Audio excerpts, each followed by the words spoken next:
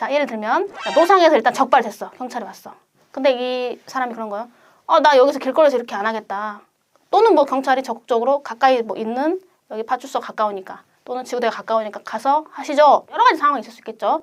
자, 이렇게 근처 경찰 관소로 이동하는 경우에는 그게 임의동행이에요. 임의동행이 무슨 말이냐면 안 가도 돼. 그러니까 경찰이 말해야 돼.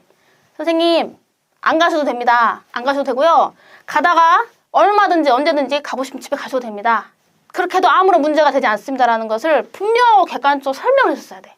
근데 자, 그런 게 자료가 하나도 안 남았어. 임의동행의 요건을 갖추지 못했다. 그러지 못하면 무죄가 나옵니다.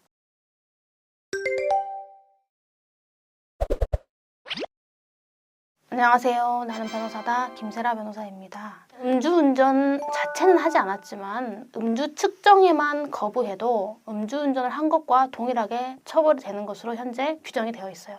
자, 그런데 오늘 제가 영상을 준비해온 내용은 음주 측정 거부죄로 이제 입건이 되고 조사가 진행되시는 분들 또는 뭐 기소가 돼서 재판까지 오신 분들 중에 무죄를 받는 사례가 많아요. 그래서 음주 측정 거부죄는 특히나 무죄 사례가 많기 때문에 어떤 부분에 포인트를 줘서 변론을 하면 이제 무죄나 무혐의 받을 수 있는지 그런 것도 위주로 좀 설명을 해보겠습니다. 자, 첫 번째는 음주 사실이 증명이 안 된 경우. 이게 무슨 뜻이냐면 이 음주 측정 거부죄는 현재 알코올 농도 0.05% 이상이면 처벌이 됩니다. 그래서 0.05% 이상의 그 음주 상태에 있을 것이라고 인정될 만한 상당한 이유가 있음에도 음주 측정에 불응해야 되거든요. 그러다 보니까 물론 자, 측정하기 전 단계에서는 정확한 농도를 알 수 없겠죠. 그러니까 경찰의 입장에서 이 사람은 0.05 이상 술을 마셨다. 그렇게 볼 수밖에 없다. 그렇게 의심이 상당히 된다. 라는 상황이 있어야 돼요. 보통 우리가 이것을 혈색, 안색, 말투, 걸음걸이, 술 냄새 이런 딱 보면은 저 사람 술 취했다 느껴지는 그런 부분이 있잖아요. 그런 걸로 판단할 수밖에 없어요. 아니 그럼 변호사님 경찰관이 설마 딱 봐도 술 취하지도 않은 사람한테 부르라고 했을까요? 이런 일이 있을까요? 실제로 생각보다 많아요.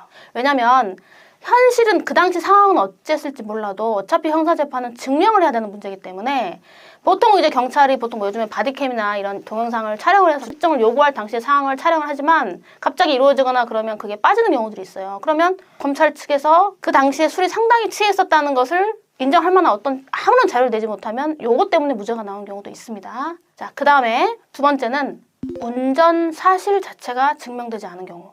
음주 측정 거부죄는 술에 취한 상태에서 운전을 했다고 인정할 만한 상당한 이유가 있는 사람한테 측정 요구를 했는데 그 사람이 불응해야 돼요. 그러니까 어떤 아저씨가 술 먹고 운전한다 그러면은 누가 신고를 할 거 아니에요? 근데 그 신고한 사람 최초 신고자가 나는 그 사람이 운전하는 것까지 못 봤다.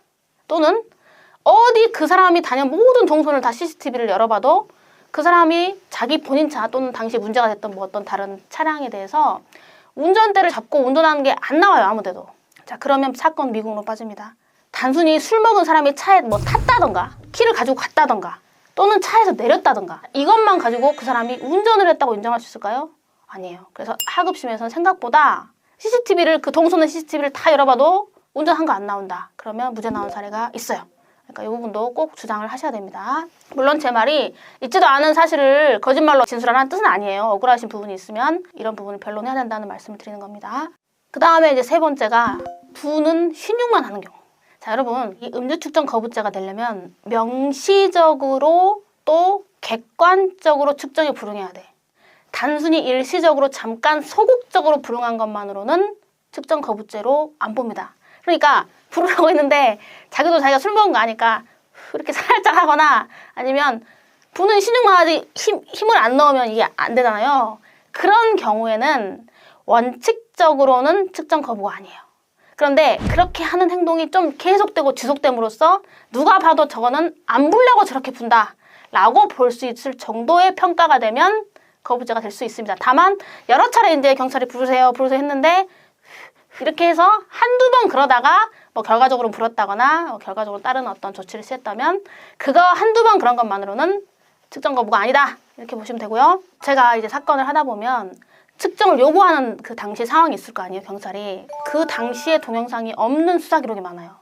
그러면 무조건 주장을 해야 돼요. 한두 번은 잠깐 그렇게 살짝 불었거나 부는 신용만 했거나 약하게 호흡을 불어넣었을 수 있지만 결과적으로는 그게 객관적이고 명백하게 전국적으로 측정 거부하는 것은 아니었다. 소극적인 어떤 방어에 불과했다는 것을 우리는 그렇게 주장하고, 그럼 검사 측에서 객관적으로 이거 명백한 측정 거부였다는 걸 입증해야 되는데, 촬영 당시의 동영상 자체가 존재하지 않는 경우에는 사실 검사가 그것을 입증하기 쉽지 않습니다. 그래서 혹여 이 부분이 쟁점이 된다면 계속적인 측정 거부를 한 건 아니다 라는 취지로 변론을 해야 되고, 그 다음에 많은 분들이 또 아시는 상식이지만 측정 거부죄가 되려면 5분 간격으로 3회, 경찰관이 음주 측정 불응에 따른 불이익을 5분 간격으로 3회 이상 고지했음에도 측정에 불응해야 됩니다.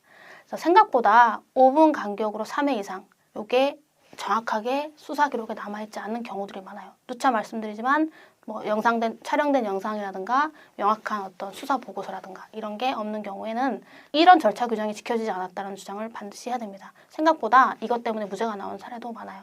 그리고 사건을 하다 보면 경찰들이 뭐 예를 들면 112 신고라든가 최초 신고자의 신고를 듣고 현장에 출동을 하는 형태가 일반적인데, 최초 신고 접수 시각, 출동한 시각, 현장에 도착한 시각, 현장에서 뭐 마무리한 시각, 이런 것들을 이 112 신고 그 기록에 다 적습니다. 근데 그 내용하고 현장에 출동한 뭐 지구대나 경찰서 직원들이 작성한 각종 서류하고 시간대가 안 맞는 경우들이 많아요. 잘 안 맞는 경우에는 그것도 그 문제가 될 수 있어요. 왜냐하면 이게 5분 간격으로 3회 측정이라는 그 시간적인 룰이 있기 때문에 뭐가 안 맞으면 반드시 그 부분을 정확하게 지적을 해야 됩니다. 참고로 하급심 판례 중에 5분 간격으로 3회를 하고 몇 분 있다 4회 고지까지 했는데 4회째 불었어요. 자, 이 사건에서는 측정 거부가 아니라고 봤습니다. 어쨌든 불긴 불었다.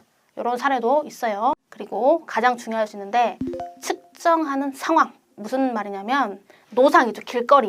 길거리에서 하는 경우는 사실 이 요건은 크게 문제가 안 돼요. 그런데 어떤 경우냐면 어떤 이유인지 모르겠지만 어딘가의 길거리 또는 다른 장소에 있다가 경찰서 지구대나 파출소로 장소를 옮겨서 그 장소에서 측정 요구를 하거나 그 장소에서 측정 불응이 되는 상황, 또는 이제 어떤 누가 신고를 해서 막 가봤던 얘가 이제 내려서 집으로 들어간 거야, 자기 집으로. 또는 뭐 지인의 집, 또 다른 제3의 장소. 이렇게 다른 장소, 어떤 주거지나 다른 장소에 갔을 때 경찰이 그 장소를 들어가야 되잖아요. 자, 이런 문제는 측정 장소와 상황 때문에 지켜야 할 절차들이 있어요. 자, 예를 들면 노상에서 일단 적발됐어. 경찰이 왔어.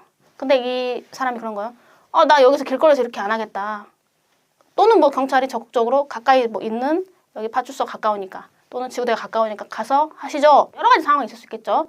자, 이렇게 근처 경찰 관소로 이동하는 경우에는 그게 임의동행이에요. 임의동행이 무슨 말이냐면 안 가도 돼. 그러니까 경찰이 말해야 돼. 선생님, 안 가셔도 됩니다. 안 가셔도 되고요. 가다가 얼마든지 언제든지 가보시면 집에 가셔도 됩니다. 그렇게 해도 아무런 문제가 되지 않습니다라는 것을 분명하고 객관적으로 설명을 했었어야 돼.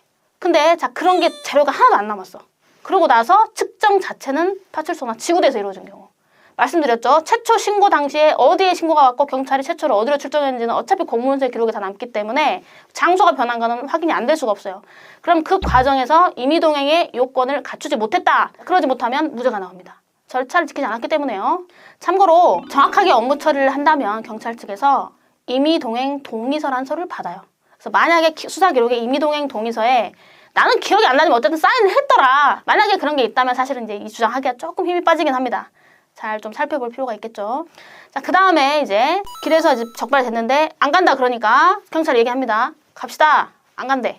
자, 그러면 그 다음부터는 임의동행을 넘어서 강제 연행이 돼요. 강제 연행이 되려면 긴급 체포, 현행범인 체포, 이러한 적법한 강제 수사 요건을 갖춰야 돼. 제일 그래서 문제되는 게 미란다 원칙 고지예요. 여러분 영화 같은 거 보면 진술을 거부할 수 있고 변호인을 선임할 수 있고 뭐 이런 거 얘기 나오잖아요. 그래서 그런 거를 잘 설명해주고 데리고 가야 됩니다. 참고로 긴급체포나 현행범 체포는 어차피 영장 중 예외이기 때문에 현장에서 영장을 제시할 것까지는 아닌데 미란다 원칙 고지하고 데리고 가야 됩니다. 경우에 따라서는 생각보다 이런 절차들이 지켜지지 않아서 대법원까지 다툼이 있고 대법원에서 무죄 취지로 파기환송된 사례들이 계속 오래전부터 이어져 오고 있어요. 그래서 초기 단계에서 이런 주장을 할 수 있다면 빨리 사건을 마무리하는 게 좋겠죠. 그래서 이제 오늘 음주 측정 거부죄로 무죄가 나올 수 있는 유형과 가능성을 말씀을 드렸습니다. 잘 숙지를 하시고 혹시 나에게도 이런 게 적용되진 않는지 법률 전문가 상의를 한번 해보면 길게 가서 나중에 이렇게 무죄 판결 받는 것보다 수사 초기에 잘 대응해서 조속히 사건을 마무리하는 데 도움이 되실 수도 있습니다. 오늘도 이렇게 시청해 주셔서 대단히 감사합니다.